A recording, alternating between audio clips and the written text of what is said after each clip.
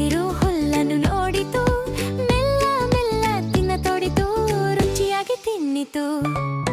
ಚಿಕ್ಕ ಚಿಕ್ಕ ಮೇಕೆ, ಸುಂದರ ಚಿಕ್ಕ ಮೇಕೆ, ನೀರನ್ನು ಹುಡುಕುತ್ತಾ ತಿರುಗಿತು, ದೂರ ದೂರ ನಡೆದು ಹೋಯಿತು, ದಹವನ್ನು ತೀರಿಸಿಕೊಂಡಿತು. ಅಮ್ಮನನ್ನು ಬಿಟ್ಟು ದುಃಖಪಟ್ಟು ಮೇ ಮೇ ಎಂದು ಕೂಗಿತು. ಚಿಕ್ಕ ಚಿಕ್ಕ ಮೇಕೆ, ಸುಂದರ ಚಿಕ್ಕ ಮೇಕೆ.